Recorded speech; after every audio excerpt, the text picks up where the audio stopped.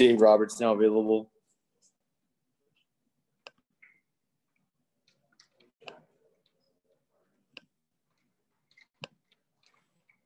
First questions from Alanna Rizzo. Go ahead.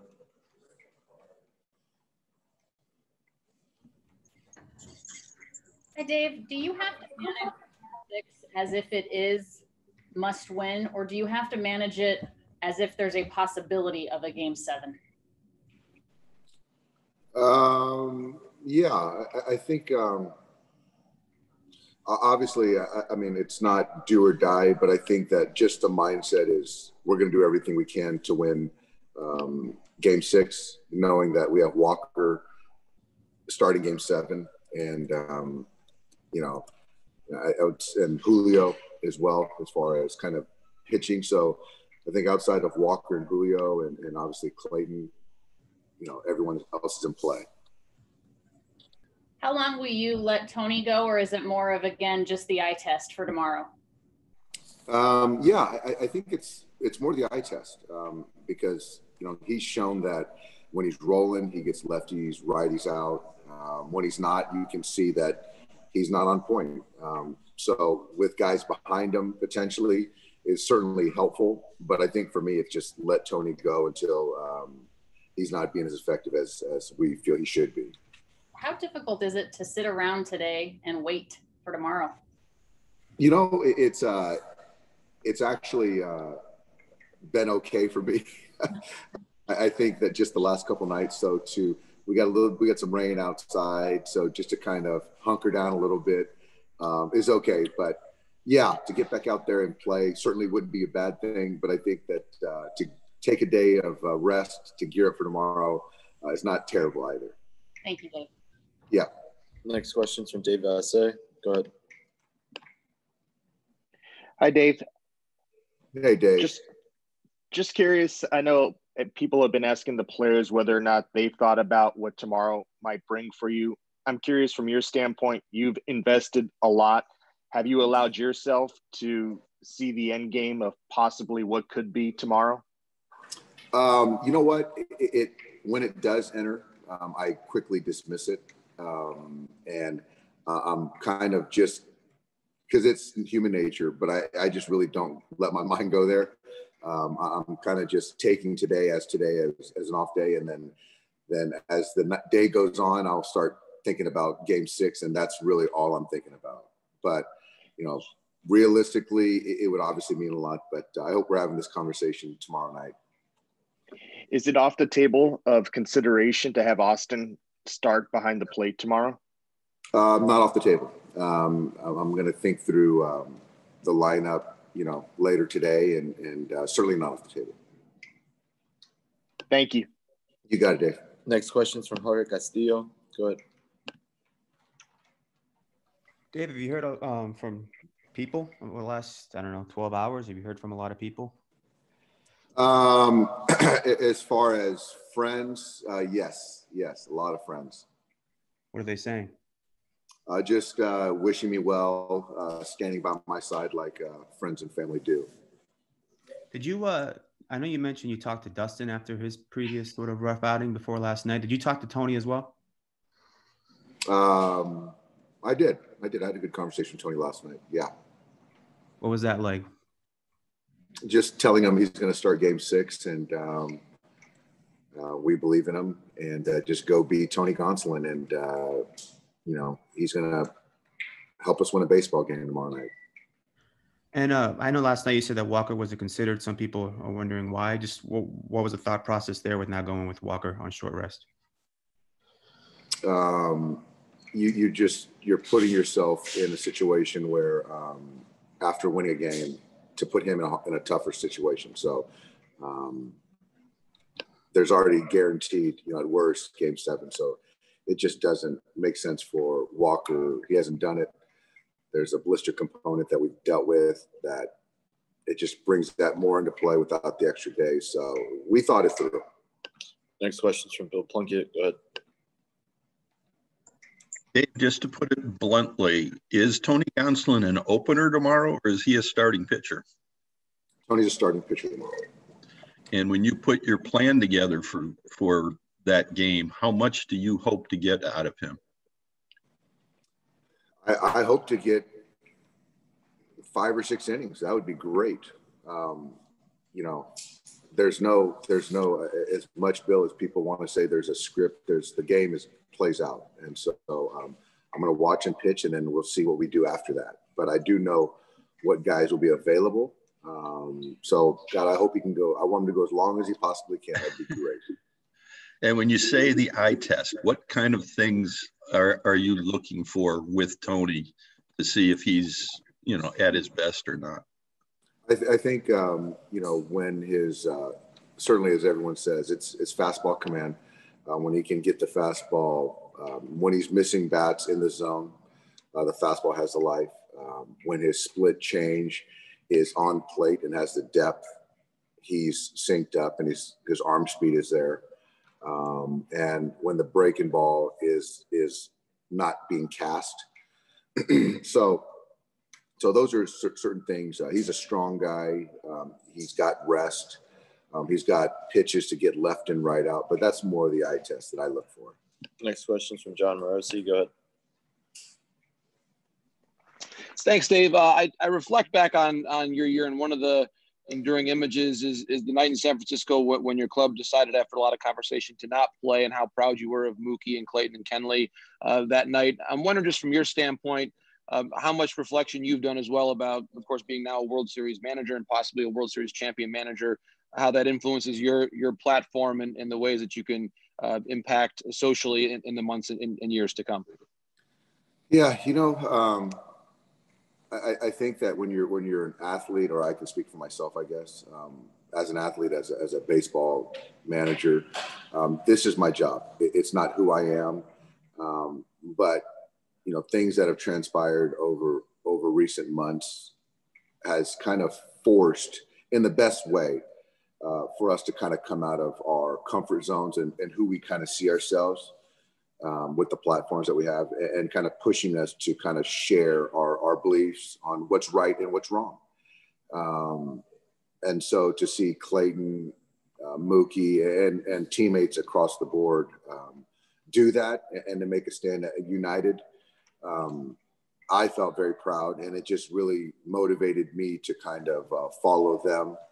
And yeah, going forward, I have no hesitation on speaking out on what's right, what I believe is right. So this is 2020. It's been such a unique year, to put it mildly.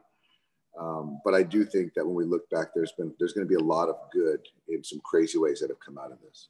Next question is from Jason Stark. Go ahead. Dave, you know, it's so unusual for a guy like Mookie Betts to get traded. When you first realized that trade was going to happen, or had a chance to happen, did it strike you even then how rare this was, that your team was trading for an MVP in his prime? It struck me, Jason, and it just does not happen, especially when you're talking about the character of the person, and everything that comes with Mookie Betts. So all that, it just doesn't happen. So yeah, when Andrew brought it to me that it might happen, I just couldn't believe it. And I was kind of not trying to get too excited, but yeah, I mean, as it happened, Jason, the player, what you expect, it just exponentially, we got to steal. And I'm just so grateful that the deal was done, because it's not only helping us this year, it's going to help us for the next wave of young players, and really enhance what we have as a culture going forward. I mean, it's going to affect players that haven't even been drafted by the Dodgers yet. So that's what I'm really excited about as well. Great. Thanks very much. Yeah. Next question is from Pete Abraham. Go ahead.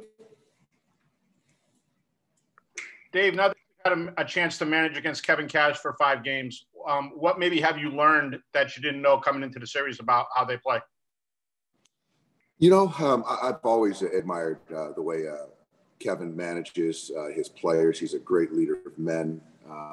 I watch their team closely. They play the game the right way. They're grinders. He balances analytics with, you know, just watching his players, trusting his players. His players are kind of very unselfish. They play the right way. It's very mirrored the way we kind of look at things, I would say, but just have a lot of respect for them.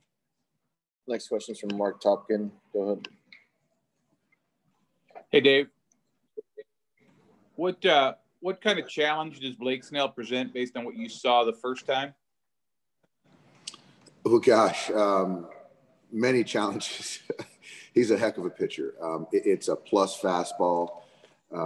He really did a nice job the first game that he threw, striking the breaking ball. So he gets left and right out. So he's a really good competitor with top end stuff. So we're going to have our hands full. But I like our guy, and I think it's going to be a close game. And, you know, the team that gets the big hit, makes the big play, is going to win. And just a follow-up, if I could, they've made a season of resiliency, of bouncing back. What's the urgency, you think, to just end this tomorrow for you? Yeah, I mean, the goal is to win tomorrow. So we know that that's a very, very good ball club over there, and nothing is going to be handed to us. So, yeah, our only focus is to win Game 6. That's it. Next question is from Mike DiGiovanna. Go ahead. Hey, Dave, there was quite a difference between the Dustin May we saw last night and the one who pitched previously. What was the conversation with him, and was his adjustments more mental, mechanical, or both? No, Dustin I just think that he just did a great job of, you know, slowing things down. He's a very emotional guy, amped up, you know, a super competitor. But in this moment, the adrenaline is already going to be, you don't need to create anymore. So I think that just kind of being out on the mound a couple times in this setting, he kind of tempered a little bit and just executed pitches. And it was really, really fun to watch. And he's definitely available tomorrow night? He'll be available tomorrow night as well, yes. Next question is from Eric Steven. Go ahead. Dave, with Tony, you know, going on, I guess, 5 days rest, is this the most like normal routine he's had in October? And do you think that'll help him tomorrow? It is the most rested, the most routine he's had, and I do think it will help him. And to his credit, you haven't heard one excuse. He's prepared every time when asked to take the baseball. But this, as far as kind of regimen, the, you know, best routine he's had leading up to an outing. Absolutely. I have another sort of odd question. You've been at the same hotel. I don't know if it's 24 or 25 straight days. Do you have like a favorite meal you've had there, or has it been kind of repetitive? No, I do, Eric. So every morning I go with oatmeal with brown sugar, 2% milk, and some berries. I go with 3 eggs over medium, and I go with a side of bacon with a cup of coffee, and that's kind of my go-to every day, and I look forward to it every morning. Next question's from Barry. If I messed up your last name. Hey, Dave. Normally when you guys have been in the World Series and you're at home, there would be, you know, Lasorda or Hershiser throwing the first pitch, reminders of the Gibson homer. You don't get that as much here in the bubble, but I wonder, even if your players are not directly affected by 1988, what hearing about that over the years is like. You would have heard that when you were with Boston, trying to break a long drought. What's that environment like for a player or a coach? I think it's like, it's interesting. It's like we've heard it a lot and we've seen a lot of highlights, and it's fantastic. But I think that, you know, we want to make our own mark on Dodgers history.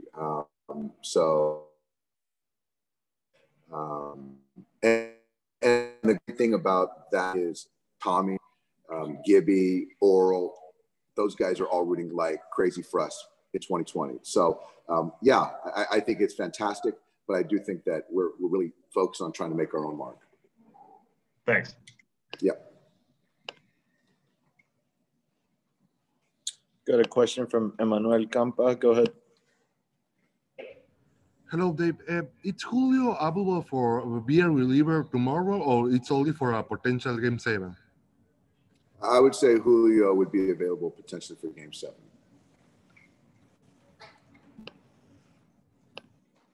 Next question is from Gabe Lacques. Go ahead. Hey, Dave. We're about to complete a postseason where the universal DH has been all the way through. And I guess I'm just curious, does it feel almost normal now? And does it feel like, maybe not necessarily inevitability because it has to be approved, but that it's just kind of become a way of life at this point? You know what, it does. And, you know, I've been familiar with it as far as in interleague. And it is very normal now. And I was kind of always on the other side of that, you know, being a traditional National League pitcher hit. But, you know, I actually have I've warmed up to it. So I understand that it's probably not going to be in play next year. But going forward, I think from 22 on, I flipped. I like the DH. And how much?